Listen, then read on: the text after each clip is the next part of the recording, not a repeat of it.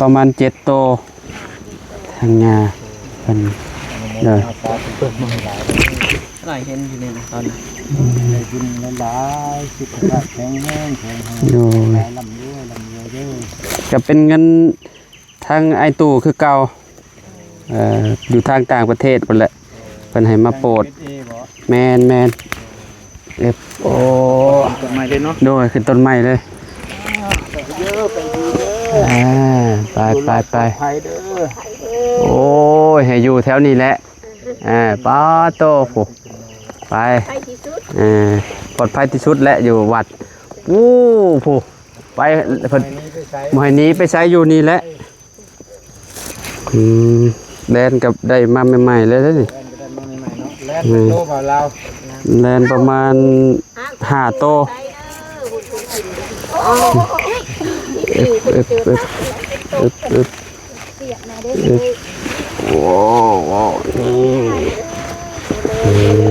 เนี่ยโอ้งามๆเลยต่อชีวิตไปดีไปขึ้นได้บ่นี่ยังเงาอยู่บ่จักสิเนาะเอาไปเนี่ยจังหน่อยก็ไปเองดอกนี่เด้ไปแล้วงาปล่อยมองเป็นแป้นี่ก็ได้โตมันเนี่ยนะผู้ครับจังหน่อยมันปีนโตบ่ได้เป็นเขาบ่เขากันแบบกันครับไปคือสิจวดคักปัญญาไปปอจวดขนาดเลยนี่เนาะโอ้คัก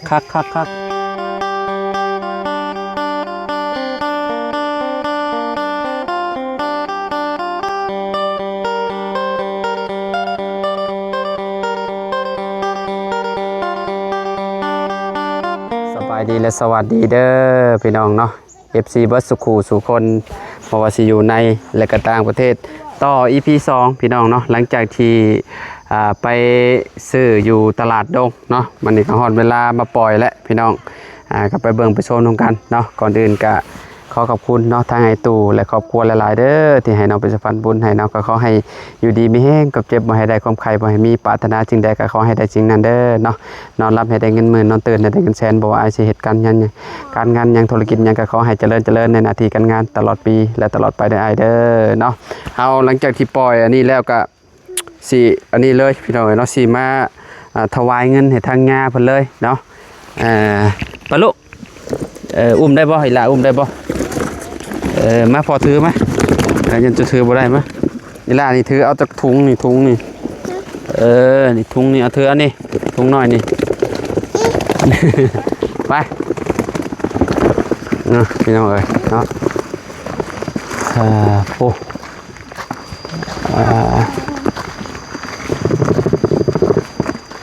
โอ้ผลมุงแล้วนี่เนาะยังเหลือปิดแต่ทวนบ่นี่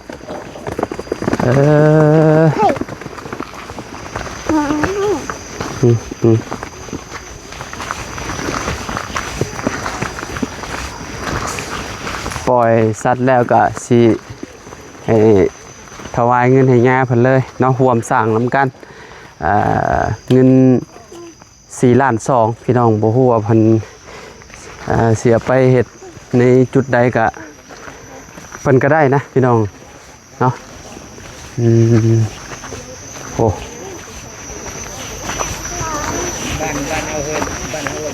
ปล่อยอยู่นอกบ่หรือว่ายั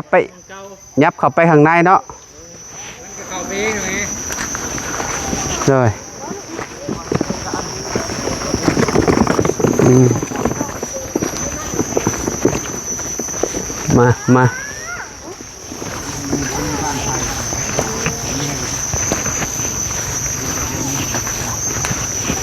มาปล่อยอยู่ข้างในพี่น้องเนาะบอดเก่าบอดเดิม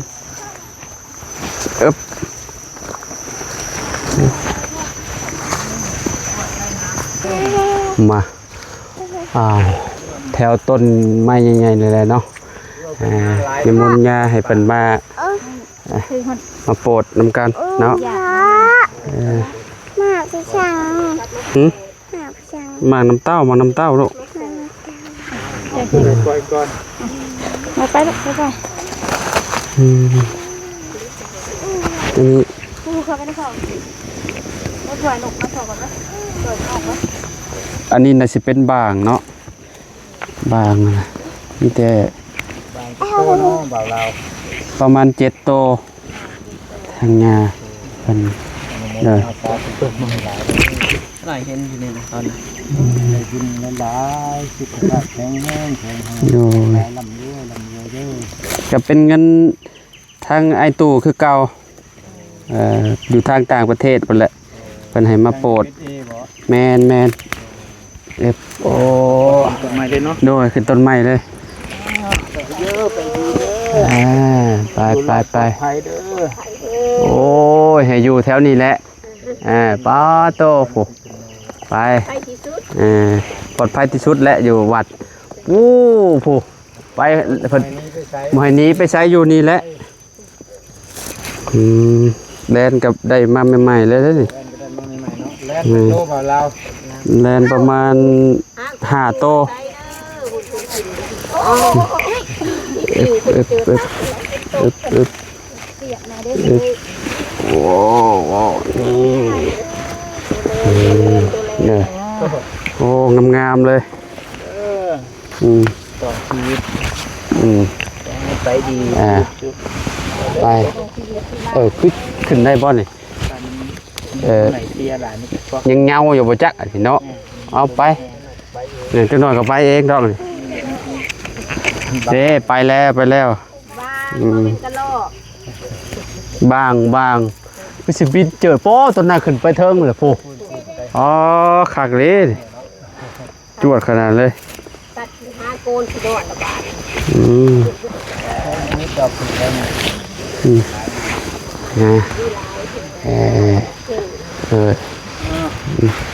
ใช่เลยเพิ่นโอ้เพิ่นเกี่ยวเอาอันนี้ป้อเล็บเพิ่น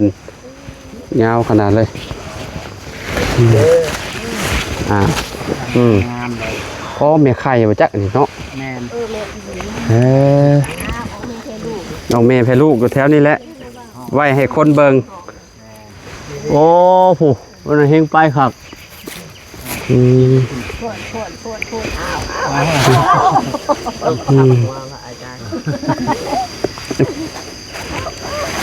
อันนี้เฮงไงเด้อพระอาจารย์โอ้ ให้กันแล้วบ่ โอ้เก๋เลยค่อยเบิ่งค่อยฟื้น ค่อยๆไปเด้อไปตัวนกให้เอาไว้ให้อีหลาปล่อยกันเรียบกัน อันนี้ยา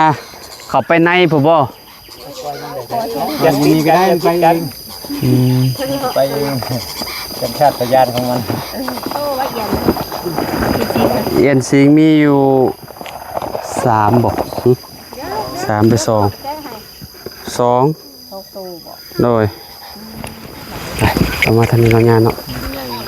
ทางงานปล่อยมองเป็นแปะนี่ก็ได้โตมันเนี่ยนะผู้ครับจังหน่อยมันยืนโตบ่ได้เป็นของเขาบ่เขากันแบบกันหัก ไปคือจิจวดขับปัญญาไปปอจวดขนาดเลยนี่เนาะโอ้คักไปบานโอ้ตัวใหญ่ตัวนี้ได้บานนี่คือเมื่อยป่ะถือกระเจ้ามัดกระทรงลายมือเนาะไป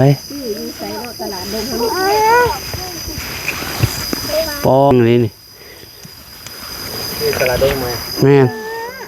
เพิ่นไปได้แล้วไปแล้วบัด จะมันจะฟื้นโตดอก โดดมาปล่อยพี่ก็ได้เอาให้เพิ่นปล่อยนกก่อนเอาปล่อยจับเพิ่นไปปล่อยพี่ก็ได้เอาให้เพิ่นปล่อยนกก่อน เอาปล่อยจับเพิ่นไปไปเถอะไปจับบินเอานกเขาอันนั้นเด้นกเขาเพิ่นมาแต่ใส่บุเพิ่นเอามาน่ะนกเขานกเขาเผือกได้นี่น่ะนี่เอาไปนกน้อยๆก็มีเอาเบิดบานนี่ไปเรียบร้อยมีแต่ไปถวายเงินให้ย่าเพิ่นก่อนบานนี้พี่น้องเนาะตอนนี้ก็เนาะเป็นบางเป็นยังก็ไปขึ้นสูงเลยบางเนาะงูก็จวดขนาดเลย2 โตวพี่น้องเนาะไปวันนี้พาแยงนะบ่เอารถไปสิเอานะบ่ได้ไปคืนเขานะบ่เอาให้เลยมาหลังจากที่ปล่อยแลนเนาะแล้วก็บางเนาะพี่น้องแล้วก็งูเนาะอยู่นี่มันสิไปปล่อยเต่ากับปลาไหลก่อนพี่น้องเนาะมาเดี๋ยวพอจับ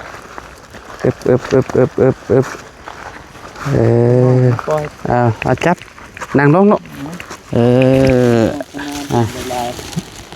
อย่างนี้สิปล่อย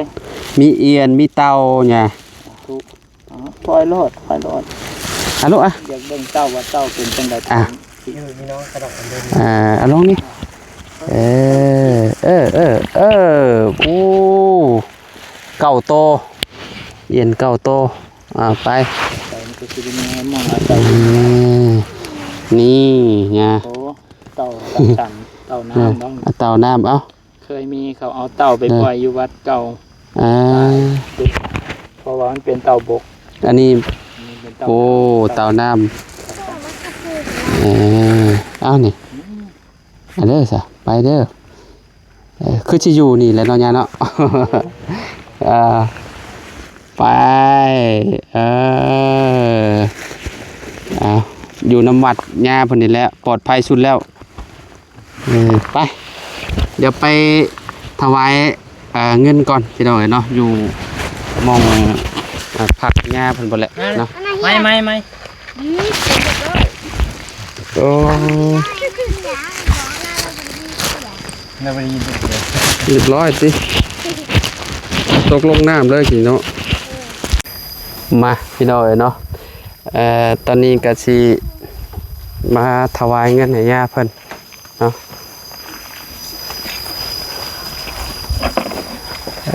สาดหับปูนนี่ก็ได้ทางให้ไอ้สร้างหับปูก่อนแล้วนั่งนี่ลูก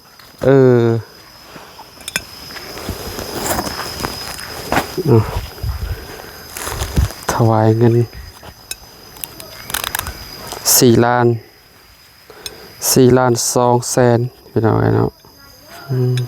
บริธีดอกไม้บริธีทีพันนะน้ำยาเนี่ยน้ำยา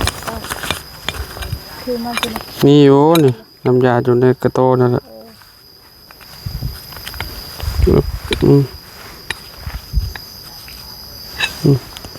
2 แสนกีบให้ย่าเพิ่นเอาไปสร้างต่อเนาะนี่พี่น้องเนาะมา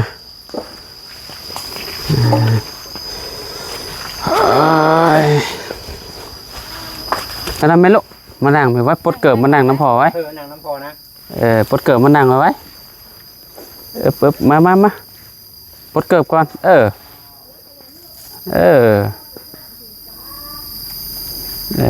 อานั่งลงโถย่าก่อนพี่น้องเนาะบ่เอาลงไว้เอาไว้ให้ถืออีหละถือเอาไว้หยาด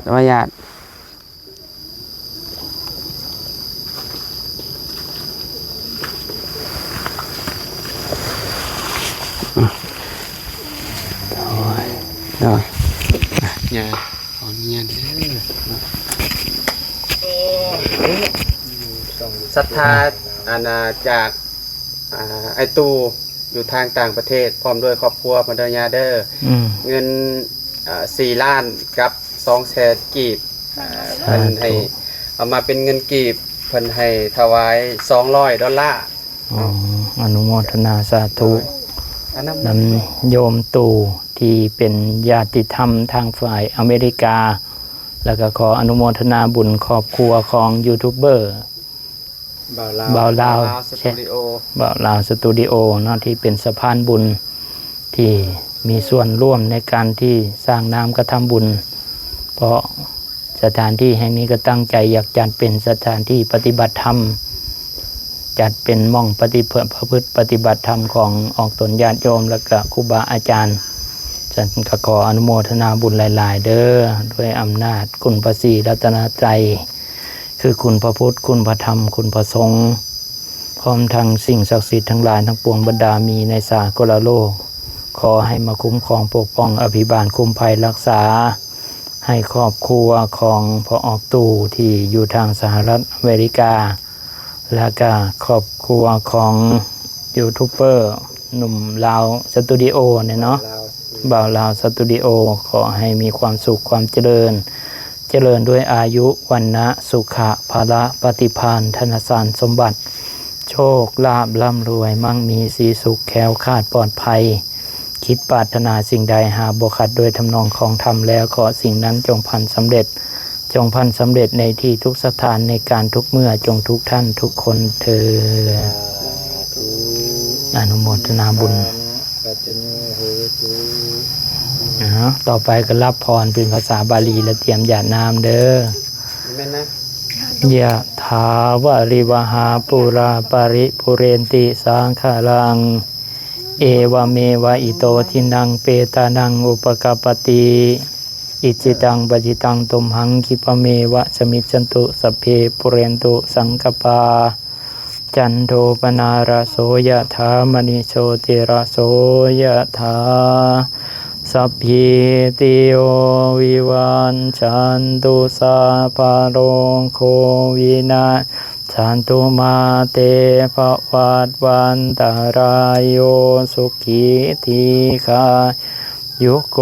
ภวะอภิวาทนาสิริสนิจังวุฒาปัญจายโน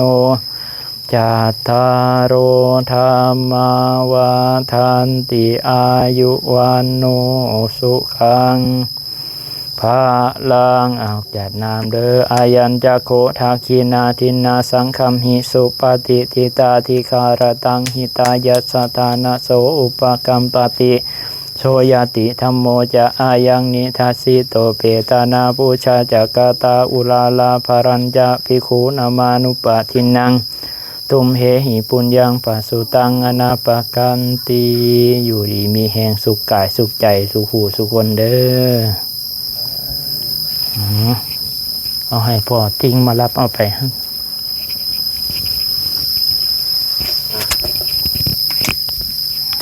ดูว่าถวายเงินให้แย่ผลแล้วแหละยังขาดยังคือศิลาอยู่ตอนนี้เนาะหลายแล้วก็สั่งใหม่อย่างใหม่นั่งใหม่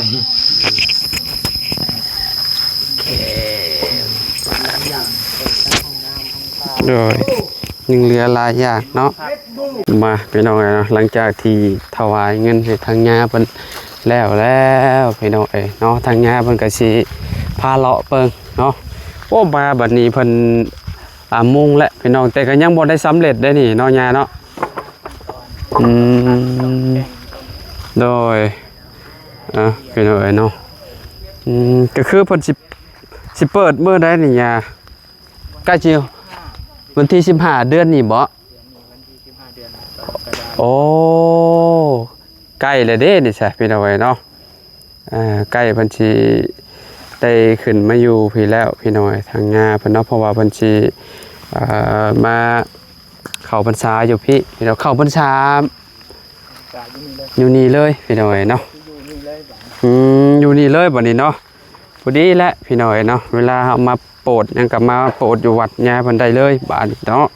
เพราะว่าเพิ่นสิอยู่ประจำเด้พี่น้องเฮาก็ แถวนี้แบบว่าเพิ่นเวลามีงานนี่หยังพี่น้องงานปฏิบัติธรรมก็ญาติโยมก็สิอยู่แถวนี้ห้องน้ำเพิ่นก็มารอบก่อนยังบ่ได้เห็นนั่นห้องน้ำบัดนี้เพิ่นก่อขึ้นแล้วพี่น้องเอ้ยเนาะโอ้ย่างเลาะมึงก่อนจักเล็กจักน้อยซั่นเลาะย่างเลาะเบิ่งน้ำยาเพิ่นก่อนพี่น้องเอ้ยเนาะตัวนี้คือแท่งน้ำจำเป็น โดย กำลังเอามาใส่ก็ต้องใส่น้ำช่วงงานนี่นะ โดย น้ำกับเดินสายไฟกำลังพากันเดินสาย กำลังเดินสายมาบ่สายไฟ กำลัง อ๋อ เดิน โดย ทีมือทีป้าเอาเด้งเดินสายไฟมาไปตั้งแท่งน้ำให้มันได้ใส่ช่วงงานนี้ก่อน โดยโอ้ ที่ห้องได้ใส่รวมกันก่อน เอาพี่น้องเอ้ยมื้อนี้สร้างเพิ่นหยุดบ่ ได้สร้าง โอ้ทางไอ้สร้างคือเก่าแล้วว่า สร้างกับคนในบ้านนี่แล้วคนจะมารวมบุญร่วมกันมาเห็นร่วมกัน โดยพี่น้องเอ้ยเนาะเอาเนาะกะก่อขึ้นได้หลายเติบแล้วเอาดินเขาแล้วพี่น้องเอ้ยถือว่าเอามารอบก่อนๆนะยังบ่ได้เห็นพี่น้องเอ้ยเนาะวันนี้เห็นแล้วหลังคาเพิ่นก็มุงแผ่นลูซิ่งพี่น้องเอ้ยเนาะสีขาวก็คือแบบชุมแม่ชุมแม่เพิ่นมาแต่ใช้สัญญา มาจากปากซอง2เมือง2คอนรวมที่อยู่นี่ก็มี ชุมแม่ตู้รอบก่อนๆน่ะเพิ่นคือสิ ผู้มา โผล่มาเนาะ ไปเปลี่ยนกันเปลี่ยนกันต้นไม้พี่น้องมีแต่ต้นงามๆราบรื่นดีพี่น้องเอ้ยเนาะถ้าไผมักแบบว่าความสงบนี่มาปฏิบัติได้เลยอยู่นี่เลยพี่น้องเอ้ยเนาะโอ้ก็น้ำมงน้ำไม้ก็ลายเลยพี่น้องเอ้ยน้ำไม้อันนั้นน้ำไม้กระสะอันนั้นน่ะเรียบร้อยเบิดแล้วบ่เนี่ยศรัทธามีเรียบร้อยเบิดแล้วบ่ห้องน้ำน่ะ เดี๋ยวเฮ็ดไปเรื่อยๆเพราะว่า เฮ็ดไปเรื่อยๆเนาะ ไปเรื่อย โดย ภาพแต่ศรัทธามันก็ยังบ่ทันมีผู้ใดภาวนาไว้แต่ก็เฮ็ดตามที่ผู้ใดเพิ่นมาทำบุญอย่าง โดย มื้อนี้ก็โยมเพิ่นมาทำบุญ โดย ส่วนนี้ไปเริ่มทำต่อ โดย ก็เฮ็ดมาอย่างนี้เรื่อยๆเพราะว่าที่ผ่านมาก็บ่มีผู้ใดเป็นรัฐ โดย ใดยัด ก็คือแบบ รวมโดยร ศรั ว ท ม ศรัทธามาอันทางใดก็เนาะเอาไปร่วมใส่เนาะยาเนาะเฮ็ดไปเรื่อยๆพี่น้องเนาะถือว่าเอาบุญนำกันเนาะคือมื้อนี้แหละทางครอบครัวไอ้ตู่เพิ่นเนาะเพิ่นก็ได้ถวายเงิน4 ล้าน 2พี่น้องเนาะ4 ล้าน 2 แสนกีบถือว่าก็ได้หลายเติบได้ฮะเนาะยาเนาะจะได้เทพื้นน้ำ ได้เทพื้น จะก่อแล้ว โดย ดินเข้าของดินเข้าแล้วก็เทพื้นแล้วก็จังสีเฮ็ดโครงไม้ โดยโอเคสัญญามีแต่ฝากให้ย่าเนาะอันนี่แหละว่าในคลิปนี่แหละคันว่าญาติโยมเนาะถ้าเพิ่นจะร่วมเฮ็ดบุญเนาะก็สามารถร่วมเฮ็ดได้เด้อพี่น้องเด้อมีแต่ฝากให้ย่าเนาะว่าในคลิปนี่แหละ ก็ขอเจริญพรญาติโยมผู้ที่สนใจใฝ่ใจในการทำบุญสถานที่แห่งนี้ก็คือต้องการที่สิเฮ็ดเป็นสำนักเพื่อปฏิบัติธรรมเป็นวัดป่าในอนาคต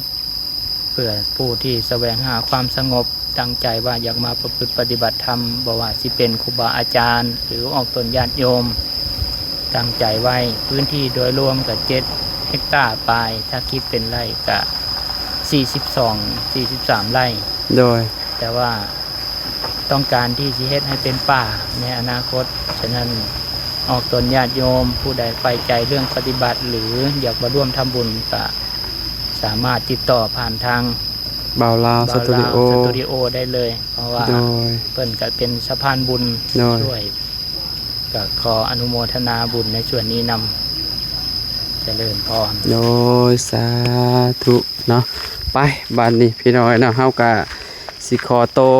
เดินทางก่อนพี่น้อยเนาะได้มาโปรดชัดให้ทาง อ้ายตู่เนาะพร้อมด้วยครอบครัวเพิ่นแล้วเป็นที่เรียบร้อยอยู่ในวัดทางหญ้าเพิ่นนี่แหละเนาะบ่ว่าสิเป็นแลนเนาะบางเนาะนกแล้วก็เอียน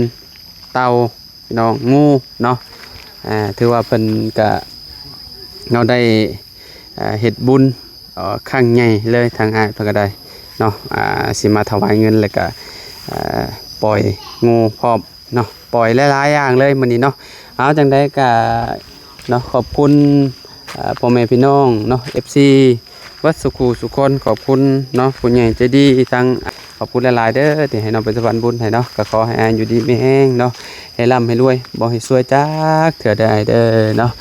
สำหรับคลิปนี้เนาะเฮาก็ขอโตแล้วพี่น้องพบกันคลิปหน้าคลิปในเนาะถ้าใครอยากร่วมสร้าง